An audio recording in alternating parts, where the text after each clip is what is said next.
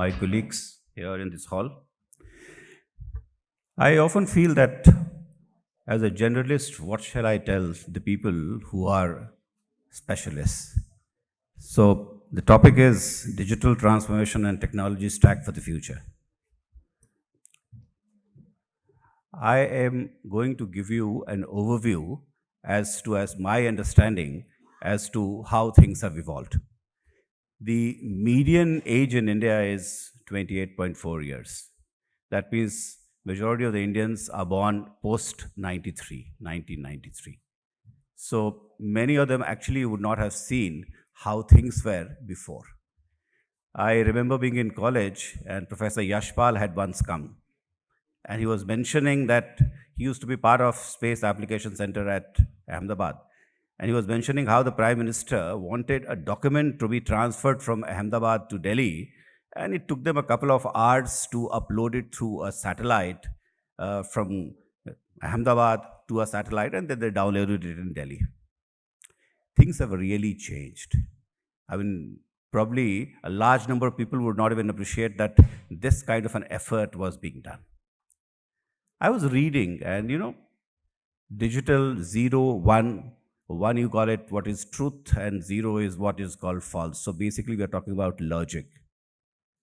And it is pretty interesting that as school going children, and latter part of it, we read Boolean algebra.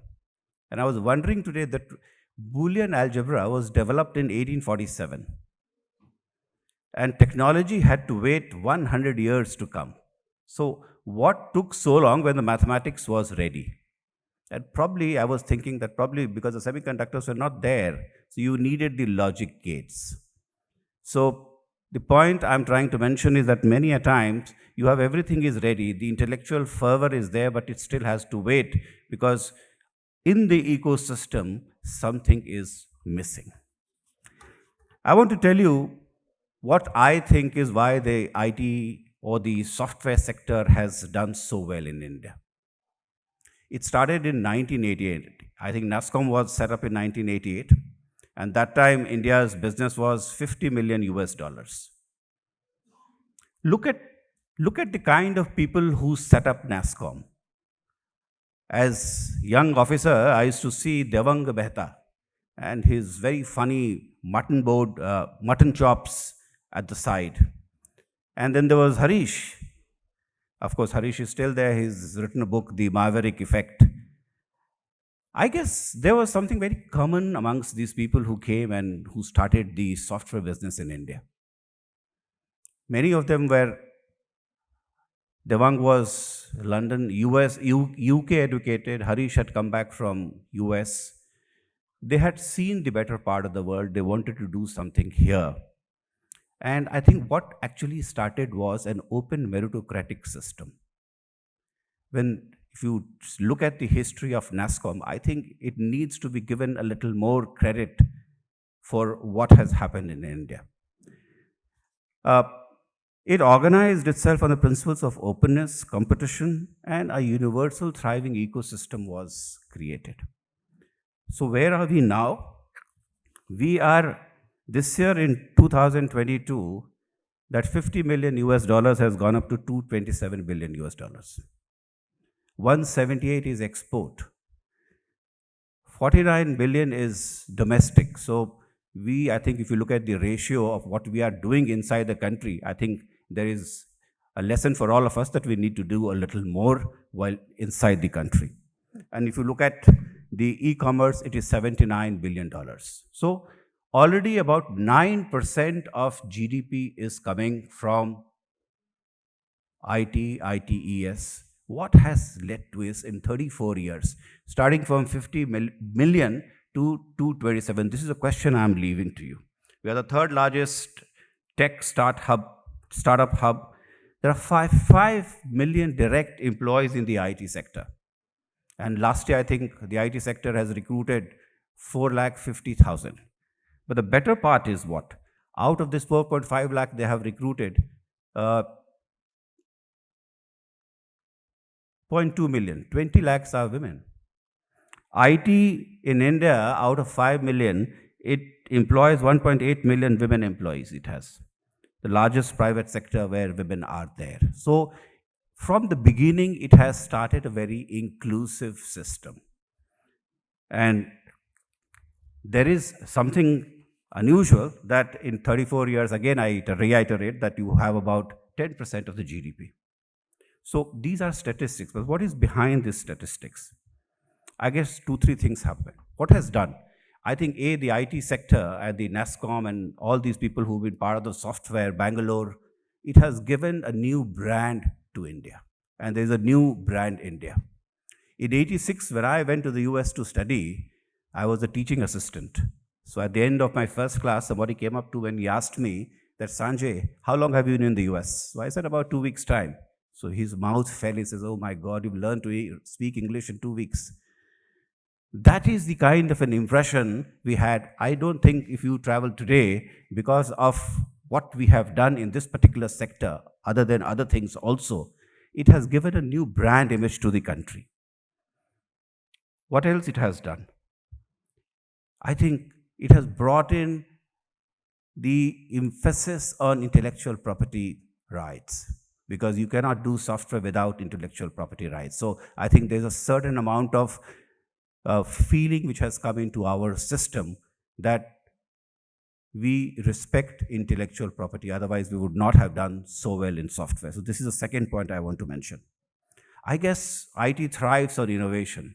And if you look at the figures, I think Global Innovation Index, in 2015-16, we were 18, and now we are at 46th position in the year 2021. So, but then if we are doing so well, why are we still 46? We should have been in the first 10. I'll come back to this a little later.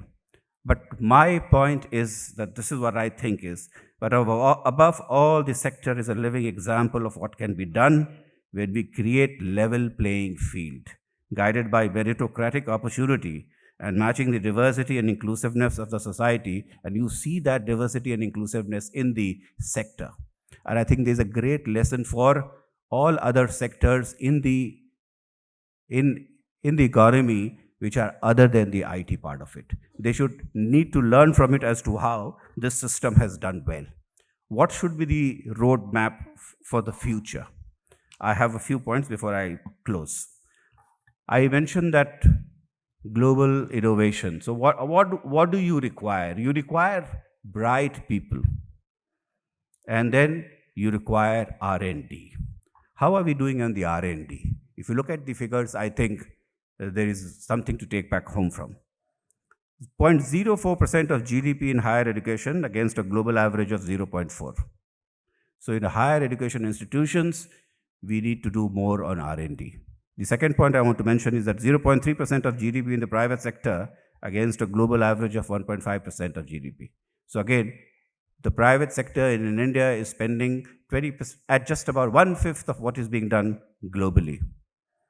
So research spending should hit 3% from 0.7%. And if I may mention that Israel spends the maximum on R&D, it almost does about 4.5% of GDP. So that is the reason why a small country like Israel is so good at technology, including the software. The second part which I want to tell you is that where are we going to get the manpower from? And that is a big question. If you look at the India Skill Report, which the last one which came in 2021, we find that only 46% of India's graduates are employable. And I was pretty aghast to see the figures in MCA, because the last 5-6 years it has fallen across, and only 22% of people who are doing MCA in the country are employable. So as a result, what is happening? It is adding to the cost to the industry, because you hire a person and you spend almost about a year training that person. So I think I'm suggesting that you people should develop a great amount of vested interest in the higher education of the country, and how an institutional mechanism could be developed by which the higher education can give you what you need. It needs to be explored. So this is a question which I'm leaving for you. Your projection, the NASCOM projection, says that by 2026, 9.5 million people would be required for IT. Where is this number going to come from? That is the one big question we need to worry about. Second thing is that uh, we have a new policy, the new education policy, and it is looking at it. So our GR in higher education is 27%. By 2035, it envisages that it will go up to 35%. So there will be a lot of people who will be part of higher education, but then the quality of that needs to be ascertained. And the second point I want to mention is that uh,